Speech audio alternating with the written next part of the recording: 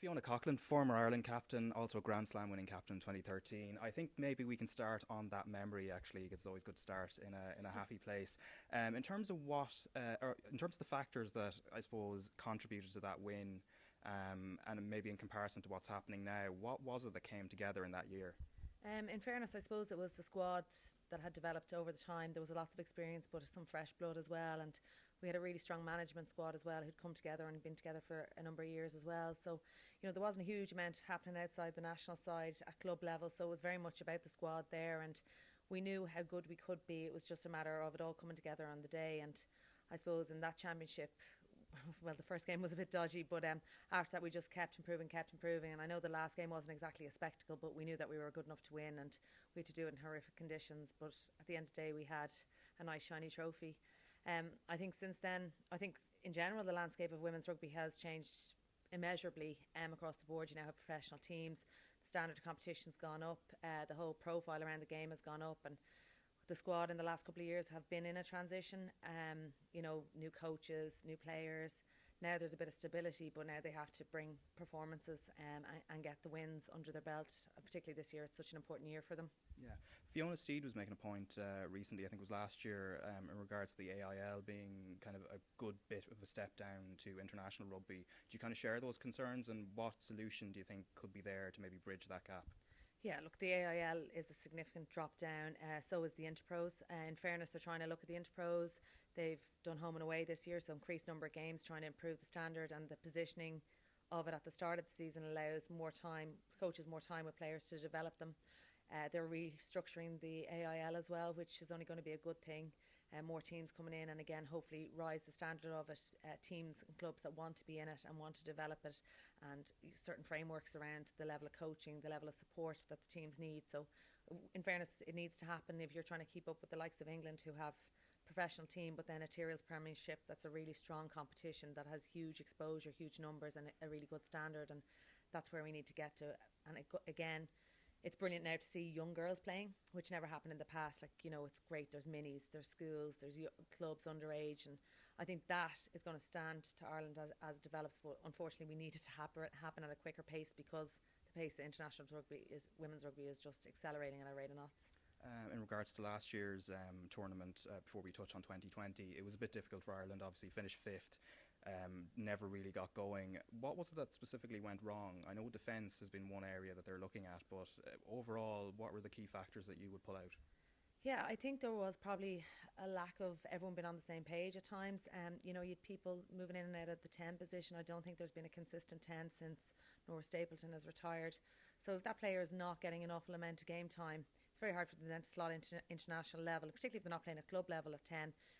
To slot in at international level and try and dictate the game, that's very tough. I never ever comment on an Irish women's team of lack of effort or lack of want, because I know that's just inextricably there. They're getting up at 5 o'clock in the morning, but just they were off the pace. They weren't on the same page. It was like they were working on their own as opposed to each other. So, I love the fact that there's an honesty out there, that they seem to have recognised that, and hopefully that we're going to see an improvement this year. And there have been changes to the backroom team. So Adam Griggs has brought in Kieran Hallett and also Stephen McGuinness. Do you know them by reputation, and what do you expect them to bring to the table? Yeah, to be honest, I didn't know them at all. It's just from hearing what's going on in camp. The girls seem to be really happy with the defensive structures that they're bringing in, and forwards are happy with what they're doing. So there seems to be a cohesiveness, and this is from the outside. I obviously haven't seen them play since the Welsh game in November. So what happened last weekend in Wales, I don't really know, but they did get a good win over there. So yeah, I hope to see those improvements, that as units they're on the same page, whether that's a forward unit, a back unit, or a defensive unit, and then as the team that they're all on the same page, and that they implement the game plan that's put in front of them. And when it comes to momentum, obviously they have 2 home games to start off, which could look like an advantage, but is it as big an advantage? Because the year you won the Grand Slam, again, you had away and home. Yeah, look, there's no denying that home fixtures definitely stand in your favour, and I think if you look at stats around that, it definitely shows it. And particularly in Donnybrook, there has been really good crowds going out last year, record-breaking crowds, to see that more. But just looking at the teams and where they're placed, those 3 home games are games that they can and should be winning. Okay, whatever about England or France, home or away, they're currently at a different level than Ireland are. So those 3 home games, they're must-win games in my eyes to put themselves in the right position where they need to be for qualification for the World Cup competition. And are England clear favourites in your eyes? Um, Based on what they've been doing and they're on 2019, they look like favourites. But any team that goes to the south of France to play France, you just never know what you're going to get. I think definitely England are probably a more complete team. They've had more time together. They've got that really good balance of experience and then some good youth coming in. So they're definitely probably the favourites, but I would never bet against France playing in the south of France in front of what will be a huge crowd. So I think it's going to be a cracking first game.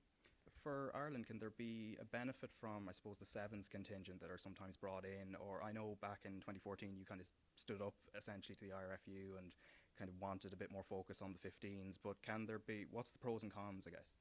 I suppose for me, if there's no problem sevens girls coming back in, but they have to be in training. So if you look at anything that the sevens girls currently, they're away. They've been away January. They're away at the moment, so they haven't been in training. So they're not. I'm not saying that they're not skillful enough or not good enough, but again, they're not going to be on the same page. And while they might be able to turn a game on a counter attack or something, I just don't think that's good cohesiveness for a squad to have people dropping in and dropping out, and people who haven't trained with them and taken someone's spot who's been there training.